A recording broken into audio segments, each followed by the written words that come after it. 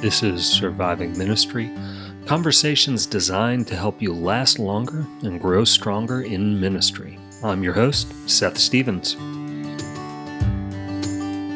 So it's almost like I didn't really get an opportunity to be discipled and to understand what a Christian life looks like. And I just kind of gave up on the idea of ministry for a time. At the end of the day, if you're not working yourself out of a job, then you're not really doing an effective job. A spiritual gift is something that is empowered by God for you to do for the church.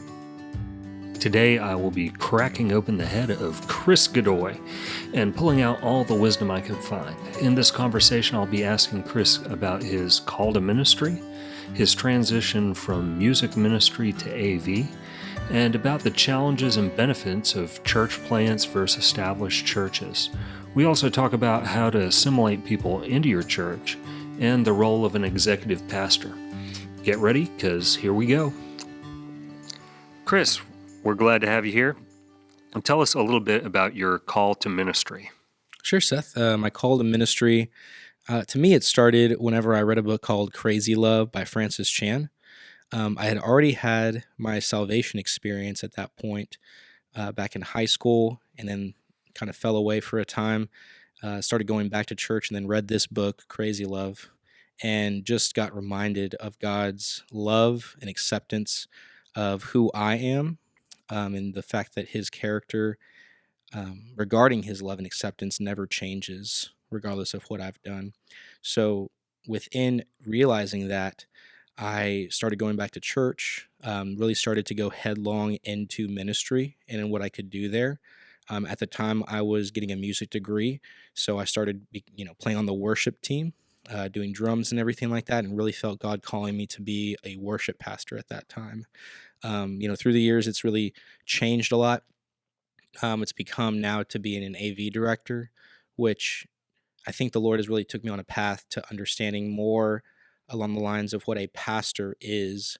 Because though I wanted to be a worship pastor and I felt like worship was music and what I could do through music, the idea of what a pastor could be was something I think he had to take me through to learn more about so I could understand what that would be. Let's back up for a minute. You Okay. said that Francis Chan's book played an influential role in bringing you back to the Lord. Sure. What kind of caused you to move away or separate from the Lord before that time of returning? Sure. I grew up Catholic primarily whenever I was younger. So I'd always had, I guess, like experiential knowledge of the Lord through Catholic services and an altar serving and different things like that. But had a salvation experience whenever I went to a Baptist style youth camp whenever I was like a freshman, sophomore in high school. After that experience, I wanted to go and be a part of the Baptist church that I had gone to the camp with, but instead I just kind of felt like this pressure to continue on in my Catholic service with my grandparents and different things like that because they had grown up Catholic and stuff. So it's almost like I didn't really get an opportunity to be discipled and to understand what a Christian life looks like. And so I just went back to what I was used to and in order to, I guess, get away from any kind of scrutiny that my grandparents may have put on me. But, that's not the people that they are, but that's exactly how I felt. Yeah. Yeah, that makes sense. You've mentioned a little bit about your path in ministry, how you've gone from pursuing a music type interest in the church and then that switching over to AV. What was that transition like for you? It's really interesting because it wasn't necessarily a transition per se. It was more of the Lord's direction, I would have to say. I didn't It's not something you chose. Yeah, it's not anything I pursued. It's just opportunities that happened to come up. Whenever I first started going into ministry, I was an intern for both worship and production. And so I kind of excelled with a lot of the production aspects of things, understood a lot of that behind the scenes work, and was able to help a team understand it better and to make it run more efficiently. And it was funny because a lot of the times at that church, I would be playing drum set and I'd have a team in the back working on all the production aspects of things, and something would be wrong and we'd have to take a 5-minute break so that I would go back from the drum set and fix things for the production team. Yeah. And So you're running back and forth from playing to fixing. Yep, exactly. Kind of doing a dual role in a sense, and it kind of graduated from there to being primarily in a production role, doing things hands on, and then gradually learning more and more and doing different things until I got the opportunity here at First Evan to become the AV director, where primary role and responsibility. Do you feel like the music background helped prepare you better to deal with some of the technical issues? I'd say it helped prepare me to deal with the people better, because a lot of AV is primarily dealing with musicians Hmm. and speakers and different things like that. Not necessarily speakers in the mechanical sense, but Yeah, speakers in the vocal sense. yeah. um, I really feel like I was thinking the other kind of speaker, right, not the microphone the speaker. Yeah, cabinet speaker and everything. yeah. But I really feel like it really just prepared me to understand the thinking of those people and how to have conversations about what I'm doing with a musician in order for them to understand what we're trying to do together. Okay, so it helped you communication-wise in a lot of ways. Hmm. Hmm. As you've been in ministry, what have been some of the biggest challenges you've faced? Really, I mean, the only challenges I've faced have really been opportunity, I'd say, and really understanding where God is trying to lead me rather than trying to take myself somewhere. Just kind of giving up on what I thought my ministry could be or would be, I think was the most influential thing and honestly the most freeing thing that I experienced. Kind of the death of certain dreams and expectations you had for yourself? Yeah. Before I came to Austin, Texas, and before I came to Memphis, like I'd say about 8 years back, maybe, I had this idea that I would plant a church in Colorado, that I'd be this person that could lead a church like that. Just doing various types of roles within that. And I don't know, it just fell away. And I just kind of gave up on the idea of ministry for a time. And I worked at Progressive for a couple of years without doing any kind of ministry or pursuing any kind of ministry. And then I just naturally just kind of got put back into it. It was really Yeah. strange. And then just have various roles that I've taken on since then. You've mentioned a couple cities. Where's kind of your journey? What have been some of the places you've been, and what were the roles there? Just so when you say Austin or Memphis, people have some sort of context for where you were and what you were doing. Yeah, of course.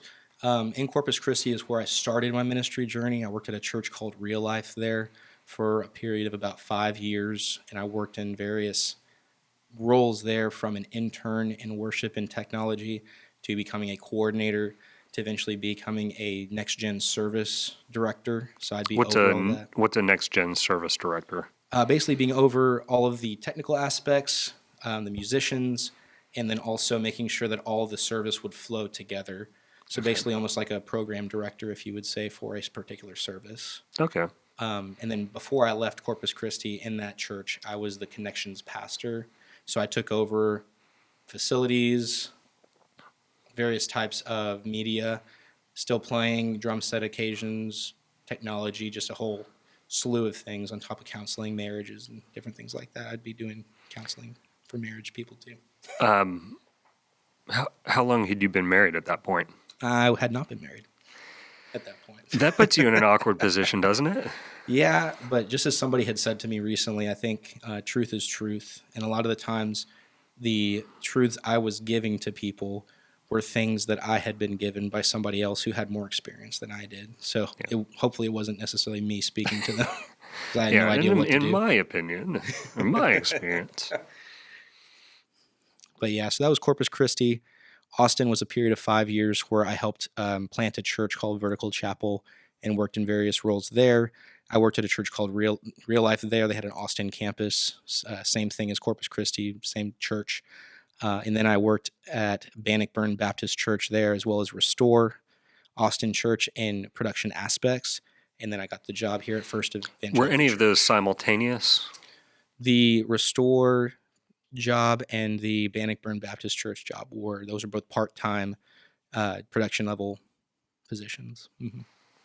Now, you've mentioned working with a couple different styles of churches. I know the church you're working with here is an older, established church of 80 years. You've worked with some church plants. You've worked with some extension sites, or I don't know what you would call it exactly, but Mhm. how have those, what's been your experience in those different settings? What do you like about the different settings? What do you find challenging Mhm. in the different types of church environment you've been in?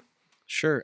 I'd say that the church plant environment has its own challenges within you're having to develop your own thing. You're having to start from the ground up. Now, it's a challenge, but it's also a huge opportunity. You don't have to worry about trying to reinvent the wheel or understand what previous people did. You're more so just developing something that can be usable and sustainable for the people going forward. Now, when you mention that, are you talking about like AV equipment, culture, what all do you mean by that? I think it's everything. I mean, I worked in primarily in AV, and so the sustainability, the lessons and teachings and manuals and various things that I would develop, I wanted them to be there for years to come. But at the same time, AV turns over a lot quicker than necessarily culture can turn over. So I think it actually applies to more things than just AV, but AV is maybe a little bit simpler to change after you've instituted it. Yeah. So with one of the things you've mentioned here just now is sustainability. Mhm. And I think that's a great idea. When you were at these places, you were building these notebooks, it sounds like, to pass on to later generations so that even if you're not there, people will understand. There'll be smooth transitions. Oh, tell me a little bit about your ideas about sustainability and transferability Mhm. as it deals with AV and ministry in general. Yeah. I think that at the end of the day, if you're not working yourself out of a job, then you're not really doing an effective job. The whole reason that I was able to take on the job that I have right now was because I felt confident that I could leave the places that I was at because they were at a place where they could do it themselves and they didn't necessarily need me to continue to be there for them. Hmm. So doing manuals, making systems that work and that you're sure work day in and day out, Sunday in, Sunday out. Making sure that the leadership that's in there understands how those systems work and can teach Yeah. them to other people. That's kind of the basic building blocks for sustainability, for transferability, like you called it, to make sure that it transfers well, that you're not playing phone call that game, that it's being lost as it keeps going, but you have something They don't that's drop the handoff. exactly. And then on top of that, I read a book by Mark DeVries called Sustainable Youth Ministry. Mhm. It's a really good book. I tried to tease out all the little principles that I could get from it because he, adapts it to youth ministry. And so I adapted it to AV ministry with all the little principles that he has of sustainability, having various types of documents that are things that you can pass on or give to people, having different rosters, having what he calls a constellation of relationships for people so that you're not the primary person that everybody is relying on, With just different AV at a things. large church, it seems like that's a challenge because there's so many issues that can come up, and Hmm. just if every single thing gets back to you, it seems like you wouldn't get very much sleep at night. Yeah, exactly, exactly. Now, tell me a little bit about what you hope to do in the future. Just kind of continue what I've been doing here. You're talking about here at the church or in my life, I guess. Which Life in how general. big of a scheme do you want to go, right? uh, Eternity. What do you want to be doing for no? right. Just the rest of your life. We'll think short. We'll think short term. Yeah. For life, I would have to say I would love to be able to continue to help people get connected and understand their place in the church, not just to come and attend church, but to actually find a place where they can serve, find a place where they feel like they belong, and then provide that place for them if they're new, and they're just coming here for the first time. I'd love to do that. Just continue to find places where I can continue to learn how to be a better pastor of people, how to develop people and help them in their ministry goals. If I was an executive pastor at a church, I would really enjoy helping those various people who are over key ministry areas effectively accomplish the goals that they want in their specific ministries and try to help them avoid any pitfalls or solve any problems, all that kind of stuff. Now, as you mentioned, kind of connecting and I think assimilating people. Are there particular categories that you think of in terms of okay, I want to plug this type of person into this setting. What are kind of the skills that you're looking for? And then what are the kind of mental categories that you put people in order to effectively accomplish that task? Mhm. I think that everything is fluid because everything is dealing with people. Yeah. So though there may be categories, and I think the starting point really needs to be, who are you? Who do you understand yourself to be? Where do you see yourself with Jesus? So we can get you where you need to be there as well, primarily. But what has He gifted you to do? And then on top of that, what are you running away from? Because a lot of the times we think of spiritual gifts as things that we do really well. Hmm. And the thing that really turned that idea on its head for me was hearing that a spiritual gift doesn't necessarily have to be a skill or a talent that you possess. That could be, anything that you've engineered into yourself to do better at, but rather a spiritual gift is something that is empowered by God for you to do for the church. Yeah, it was real helpful for me in seminary. One of our professors said, spiritual gifts aren't what's given to you, it's what's given through you to the church. So Yeah. the church is what's receiving the gift. Right. And I think when the scripture talks about, the gift of giving, which people interpret it different ways, but I take it, quite frankly, as financial giving. Yeah. It's like, well, that would mean that the richest person is the one that has the gift of giving, when in reality, I think we all have a responsibility to give. And I think there's some people that, the widow's mite example that Jesus gives, she has the gift of giving. She gives all she has, even though it isn't very much. So it's not necessarily what you possess, it's what you're willing to give away. Right. Right. And I mean, exponentially, it gets multiplied, because even if you're giving a small portion, because you're giving it in that vein of faith, it gets used for something that is empowered by God through that giving, Yeah. So you mentioned, it's important for people to kind of know who they are and kind of what they're about. What do you do with somebody who maybe they're young, maybe they're a new believer, and they don't know they don't know who they are, they don't know what they're supposed to do, and they're trying to figure it out? How do you walk them through that? I think it's a lot of it is just trying to figure out, what do you enjoy? I mean, you're in a time, if you're a high school kid or a middle school kid, you're at a time where you get a chance to experiment. You get an opportunity to kind of see, what do you enjoy? Do you enjoy music? Do you enjoy acting? Do you enjoy math? Do you enjoy science? You get exposed to all these different types of things. And I think that school possibly doesn't necessarily prepare us for life, but does give us an opportunity to see so much of what's available to us. And so it's not so much that you're trying as best as you can to get good grades, though I'm sure all the parents want me to say that. It's more so the fact that you're trying to get exposed to all the different things that you could possibly do with your life. And at the end of the 18 years, 22 years, depending if you take college as well to figure it out, you hopefully get to that point and you're like, okay, I think this is what I think my life should look like. I think I want my life to look like this, or I feel like God has gifted me and given me skills and abilities to do this. So Yeah. hopefully you can get there. Yeah, and I think, there's certain things that energize you and drain you. Every job has difficult aspects and hard parts, but there's certain difficult things that energize you and certain difficult things that drain you. And for me, I'm kind of one of those people that I've got to try it before I figure out how I fit into the system. Right. And it's been helpful for me just trying a bunch of different things and saying, okay, this is the part of this that it's good, this part's bad. This, I'm not very good at it, but I really want to learn it. I want to get better in this area. Yeah. I think that's part of the assimilation piece too, is giving people the opportunity to say, oh, you want to try that? Well, that's okay. Like, you don't have to necessarily devote the rest of your life to children's ministry just because you get plugged in at children's Yeah. ministry. You try 3 months, 6 months of it, and you don't think it's a good fit. Well, come back and talk to your pastor and ask, okay, this didn't really fit. Can we go over this again? And we can find you a place, because everybody has a place in the body. Yeah.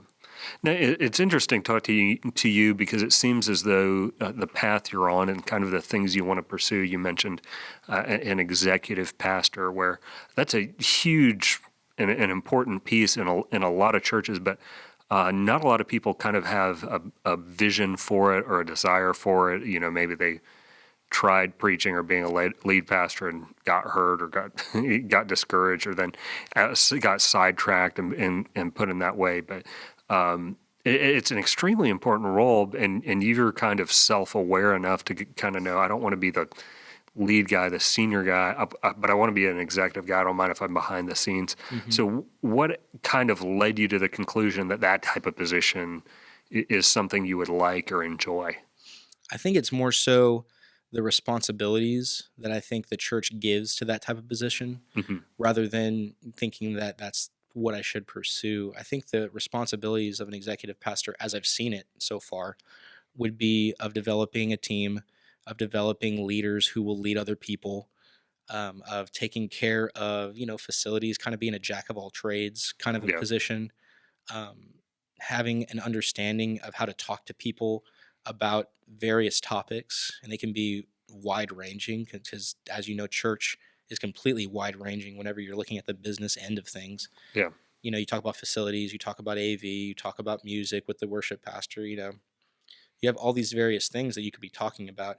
But the funny difference between a senior leader, senior pastor, and an executive pastor is like they don't usually have an executive pastor preach as much. Yeah. And so I don't necessarily think that I um, can preach or should be preaching. I think I can teach. I think I can have Yeah. one-on-one conversations fairly well.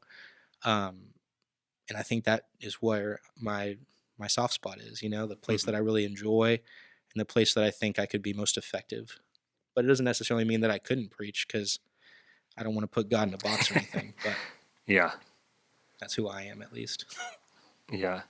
I think maybe a challenge in an executive position. I don't know if you've thought about this issue or how you would handle it, but I think there's a difficulty and a challenge really of running a church like a business, and starting to think of things in businessy terms rather than church terms.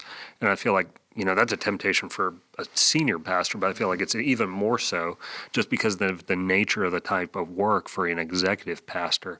Mhm. Do you think there's a major distinction in that, and or in what areas do you think it's distinct, or how do you fight against that temptation if you think there should be a distinction maintained? I think it's something that we've done in trying to separate the sacred from the secular. Hmm. We think that a job like a VP for FedEx or a VP for Valero Oil Company should be different than basically what you're calling executive pastor, a VP of operations for a church. I think that in regardless of whatever business you have, there are Christian principles that we should as Christians abide by. And so even though it may seem like you're running a business in an executive pastor role for a church, the Christian principles should be guiding you to run it that way. And it shouldn't be any different than if you were in, any other secular job. You should be making the same decisions because of who you are as a Christian rather than trying to make a business out of God's work, Yeah. because it really is part business. At the end of the day, you have to make sure that everything flows, everything works well, everything is effective. You have to make sure that all of the dollars are being spent on purpose, And accounted for. and accounted for. And so it can be difficult because it can be one of those things where it gets a little hairy at times. Hmm. But I don't think it's any different from, the same hairiness, probably a little bit less hairy than you would at a big corporation. And Yeah. if you were a Christian at a big corporation trying to do the same thing, it should be the same principles. If you could go back and meet yourself several years ago when you were getting into ministry or getting into this type of ministry, what advice would you give your younger self? um, Honestly, just trust God. Like, there's so much that He has brought me through to get to the point that I'm at right now, to where I'm just not as worried about where I'm going in ministry. I more trust about where He has me going. And I'm not trying to make anything happen. I'm just trying to see what He wants me to do, trying to just follow along with where He leads. And I think that whenever I was younger, or even at least just first getting into ministry, I was trying to say, no, I think I have a music degree, so I should be a worship pastor. A plus B equals C. And a lot of the times, In a way, you're trying to fit yourself into a box. right. And a lot of times, God is not necessarily working within the same equation that you understand. Because I may have a music degree, but that music degree does not just give me the ability to play music and to be a worship pastor. That music degree gives me the ability to communicate with musicians in a different way as an AV person now, and hopefully have better interactions for the glory of God because of that. Was worry a big part of your life early on? I wouldn't say worry would be. I'd say justified. I felt like I should be a worship pastor. So the first time that I got overlooked for a position like that, I felt kind of like I was slighted. Yeah. So there is that aspect of it. But honestly, like the first time that happened, God just humbled me. And I said, okay, I guess I have to serve this person who's here now and do the same things that I've been doing. Oh yeah, that'd be very difficult, having a position you want within an institution you're already a part of, and then getting passed over for it, and having to work for the person who's doing it. Yeah, especially if that person doesn't have a music degree. Yeah, that's humbling. My humbling was working in a warehouse right out of seminary. It's like I was working in a master's degree with people who didn't speak English. So that's always fun. If there's somebody new in ministry, just kind of starting out, what words of wisdom would you give them to try and help them out? I'd say always try to find a mentor, somebody who is 20, 30 years ahead of you, where you can see yourself wanting to be like that person, because they will help you to grow into that person. And also just be open to the opportunities that are in front of you. You don't have to be exactly what you think you should be. Sometimes God has other ideas for you, and it could be even better and more suited for who you are and who he's making you to be. What's your name and current position? My name is Chris Godoy, and I am the Director of Audiovisual Ministries at First Evangelical Church. Well, Chris Godoy, Audiovisual Manager of what? Director of Audiovisual Ministries. Director of Audiovisual Ministries at First Evan. Thanks so much for coming on. We appreciate your time, and wish you all the best of providence in your future endeavors. Well, thank you. I hope that conversation encouraged you to last longer and grow stronger in ministry. Next episode, we will have the inspiration for this podcast on Sandy Wilson. Sandy pastored Second Presbyterian Church in Memphis for 22 years and has tons and tons of practical wisdom to share. I'm so excited about this interview. I already have it recorded. I just got to edit it. And if you're as forgetful as me, you'll want to hit the subscribe button so that you do not miss it. Until next time, congratulations. You've survived this podcast.